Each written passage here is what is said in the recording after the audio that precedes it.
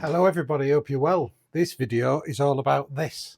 It's a Carpuride unit that transfers your phone to CarPlay or Android. And we recently did a video about one of these for the camper van, but this one's actually for a motorbike. So we're going to fit it to both my motorbikes, the modern Triumph and the 1950s Triumph, and see how we get on with it. But as well as reviewing this, we've also got one to give away as well. And in this video, we'll announce the winners of the cycling helmet as well. Hope you enjoyed the video. So what do you get in the box? So it's quite a small box. This is the one I've obviously opened.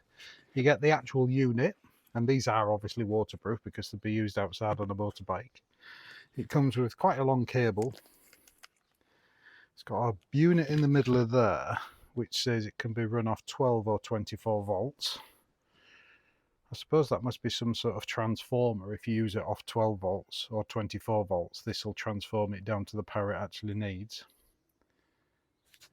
And then it's got an inline fuse on it as well, and a male and female or live and positive power feed.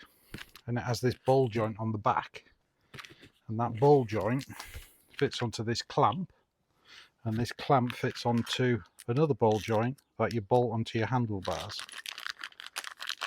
And it comes with two sets of U-bolts, so they're quite substantial. So there's one for wide handlebars and a narrow one, and this is all really well made, decent quality.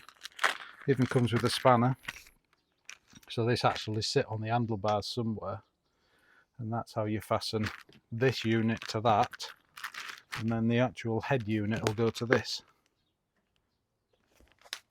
Now I haven't, obviously this is a very old bike, 1957 is this Triumph. It's a 350 frame and a 500 engine and various other bits bolted onto it. And it works from time to time. It's an ongoing project. I bought it as an unfinished project, and I don't think it'll ever be a finished project. But for a power supply, I obviously only have one of these, so I want to transpose these into some sort of connector I can disconnect and connect between the two bikes. Because I'll probably, on the other Triumph, I'll probably use it more because I do more distance on that, and mainly the GPS will be the thing I use on this. So it'll probably go on that one more often, but on the odd time, if I'm going somewhere on this, I might want to put it on this as well. So I want to make it adaptable, so I can just put a plug on this and it'll plug into both the power supplies. Thankfully, this is converted to 12 volts, so we should be okay there. So what does this thing do? Well, the first thing I've noticed is that on the screen, it's a lot brighter and a lot clearer than it is on the video. And I brought it inside so there's no sun or anything, but that doesn't look too bad, but it actually looks brighter in real life. And if you don't know about iPlayer or Android Link, this unit does both. So if you have an Android phone or you have an iPlayer, it'll link to both, and it just basically replicates what you have on your phone. So instead of just buying a waterproof GPS, you use your phone through this unit to use as a GPS, or you can play your music through it, or you can answer your telephones and telephone calls or anything else. And you can use Siri through it as well, so you can press a button and ask Siri through the microphone you'd need in your helmet to give you directions somewhere or play some music or whatever. But it's nice and easy to set up. So on the actual main screen, there's a link here, and this link here transmits the information from this to your helmet. So this is the helmet I have, and I have one of these Bluetooth speaker headphone units in it. So your phone links to this unit, and then this unit links to your system in your helmet, because there's no speakers actually in this unit. And setup's nice and easy. You just go into settings, and you go to the Wi-Fi settings and you connect it to your phone, and it's really straightforward. It's just as you would set anything up. But the actual unit, you go into iPlayer, because mine's an iPhone, and then you have everything you'd normally have on your phone. So you get your GPS, and all this works as a mirror from your Chris and Dragon, that's Joe's mum. that's me. That's funny. That's come up. That's my diary. And listen to podcasts or anything else you normally do on your phone. It's all done through this unit, and then transmitted from this to your helmet. As you'll see in the video now, I fasten it to both motorbikes. The clamp doesn't move at all, even on the old bike. And it's real easy to use. My gloves, my motorbike gloves, are not sensitive to touch screen. So I have to take my gloves off to do it, but you can buy motorbike gloves that are touchscreen sensitive. So from another project I've been working on, I've got some of these connectors, male and female connectors. So I'm going to fit the female connector onto both the bikes, and then just one of these onto the actual Carpuride unit, and then I can just plug them in. I'll just put an inline fuse in those as well. This is in the headlight of the old bike, and there's a simple ignition switch. It's just 2 pins, so the power goes in, it transfers across. So on the live side of this, once the ignition's on, I'll solder a wire onto that and a fuse, and then pick an earth up on this, and then the cable can go through there, the connector to the top. So it'll be as easy as that on this one. I really don't like these type of crimp connectors. When I pulled the other one of this off, the wire just snapped off on it. So I tend to solder connections together. So take the wires weaponed together, and then I'll solder by running solder across that and sweating it together, making a good connector, and then 2 layers of shrink wrap over the top. Makes a real good connection. So all you need to do is get your soldering iron up, tin your soldering iron, and then place the soldering iron one side of the wire and push the solder in, and it'll slowly warm the wire up and melt the solder to create the joint. You don't need a fancy bench look doing this on the garden gate. If you get any sharp lumpy bits, you just smooth it off with the soldering iron, and that makes a far better joint than a crimp joint. I used to do a lot of wiring on boats, and this keeps the water out as well. So there we go. Let it dry. I'll push the shrink wrap over and seal it with the shrink wrap. Just carefully use the edge of the soldering iron to nip up the shrink wrap, and put another one over top for double protection.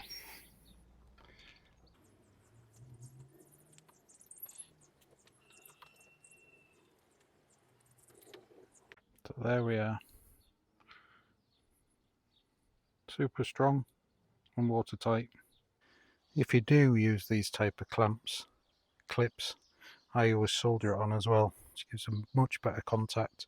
To give it a more authentic look and to protect the wires, I use this cloth electrical tape, particularly on the old bike. It just makes it a bit more original looking. It's just a case of winding that around. It's like the old wiring harnesses they used to have on the old motorbikes. Just neatens everything up. There we go. It's like a piece of proper wiring harness now, and of course under there is all the shrink wraps, so it's just a bit more protection. So I need to fasten that onto the headlight for the earth, and slide this through and fasten it to the handlebars, and that's that one done. That's all the wiring complete in there, and I've remembered to put the fuse in. There's the cable. I can get a little rubber plug to put in there to keep the water out, but I can just put it under there when I'm not using it. If anybody asks me what it's for when I haven't got the unit plugged into it, I'll tell them it's for plugging in the computer for the diagnostics. So now I just need to solder the plug onto the unit. And I'm doing this without my glasses on, so I can't see. The only thing you have to remember when you're doing this is put the shrink wrap on before you start soldering. Here we go. Looks alright without my glasses on. Found my glasses so I can see what I'm doing. Shrink wrap them, and we're all done for this one. I'll do the same on the newer Triumph. I've left this unit on. I could have cut this cable down a lot, but it says a low voltage protection partner.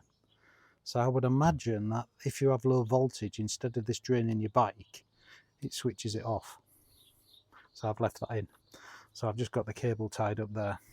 There's enough room in my headlight, I could actually slide that inside, but I'll just put a tie wrap around that because I just want to use it modular. If I was going to use it just on this bike, it'd be fine. But as I'm going to use it on more than one bike, I want to move it around so it won't always be on there. But it's there if I want to use it. This is the bracket that comes with the unit, and it comes with those 2 U-clamps, as I said, for different thickness handlebars, and that fits on, and there's some thread lock nuts, which is perfectly adequate and well made. But I've bought 2 of these. I had to buy 1 because I need to put it on the old bike, but I bought 2 of them. I think that's a lot neater, and it'd be a lot easier to take on and off as well, and it looks quite strong. So I'm going to fit that for now and see if that slides around. If it slides around, I'll put this one on. It should be undoubtedly a lot stronger. But these are really cheap off Amazon. So there it is on the modern Triumph. I haven't got it wired in yet, but that's where it's going to live. And it's good because it doesn't block anything. When you're sat on the seat, you can see everything. And there's enough angle to move it up and down if the sun's in the way. Now this, as prior to me owning this bike, it's had some sort of battery charging unit on there. So all I'm going to do is take this off and put a live and positive through here up to the front with one of those sockets on, and put a fuse in line. There's actually no fuse in line with that either. So that's all fitted on there in the same way, and all the joints are soldered together. It actually runs underneath the tank and comes back up into the wiring harness and into a fuse there. And these are all shrink wrapped and soldered in place as well. Just need to put the fuse in. Must remember to do that before I put the seat back on. So this one's just gone to the battery, and the only isolation is with the fuse. So I can get a rubber plug to put in there to keep the water out. And I can take the fuse out if I want to isolate it.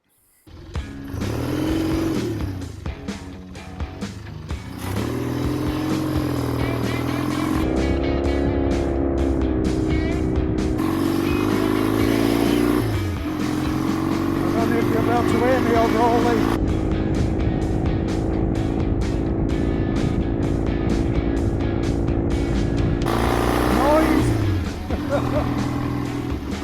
hopefully you can see the unit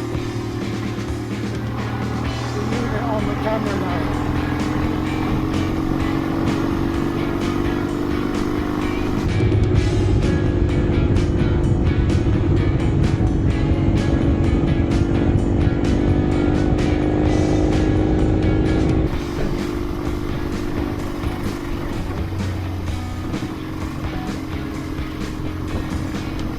I bet that when they was building this in 1957, they didn't expect to have mobile phones and GPSs and things on your handlebars like this, and 3D cameras and waterproof action cameras.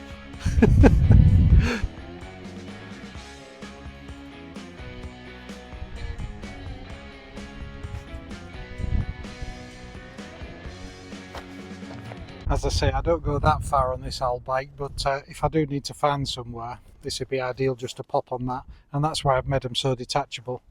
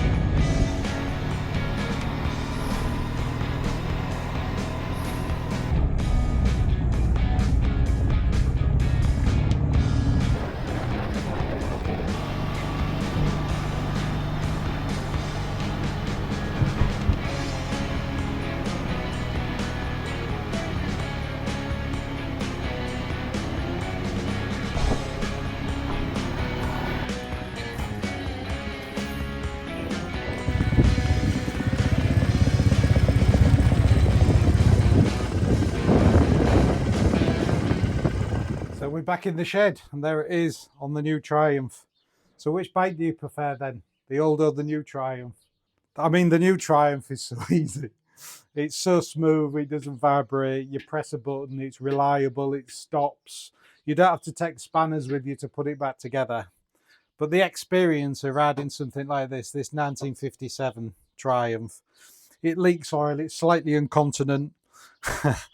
It rattles, it vibrates, it's very noisy, it sprays oil on your leg every so often, and you need to take a spanner to put things back together once you get somewhere because it vibrates itself loose. But this is such an experience. The smell of this and just the sound of this is just brilliant.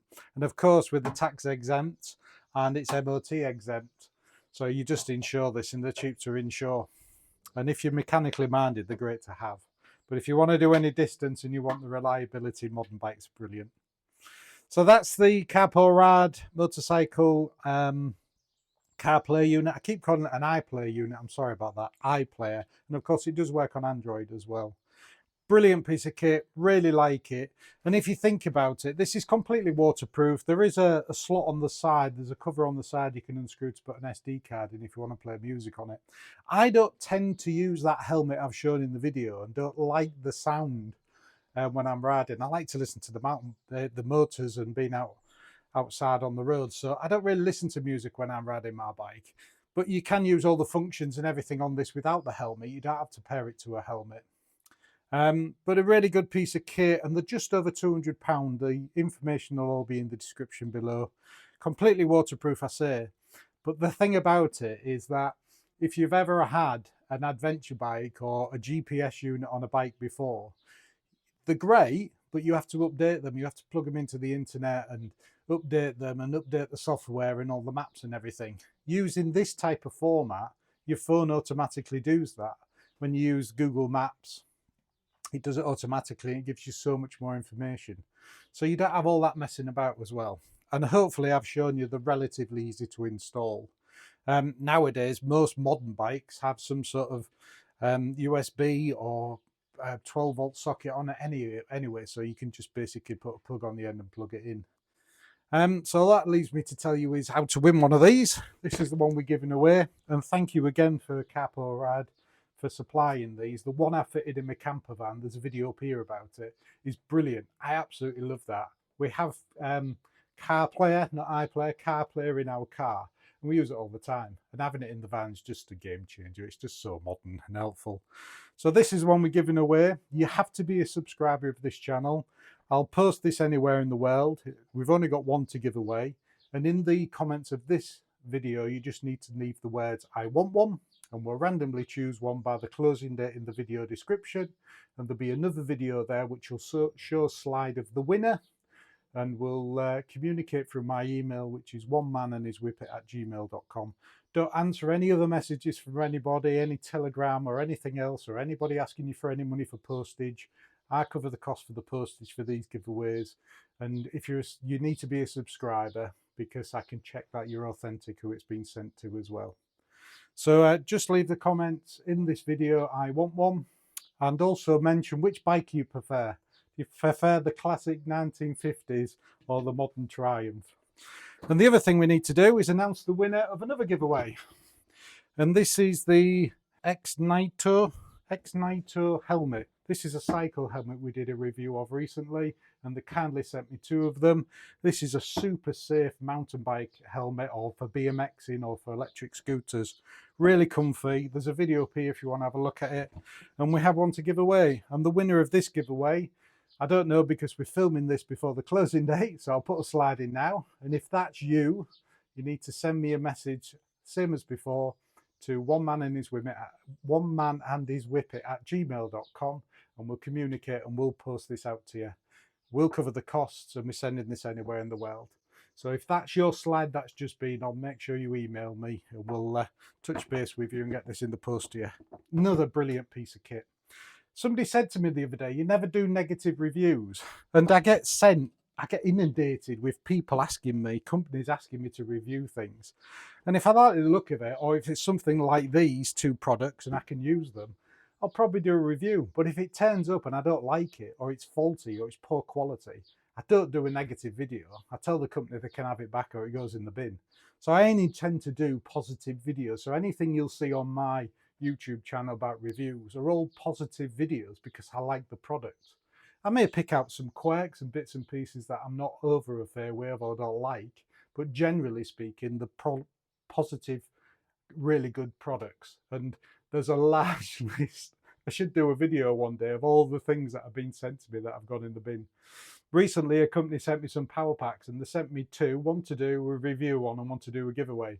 Both of them didn't work. Then they sent me another two and another. I ended up with 6 of these things, and they tried to collect them and didn't collect them.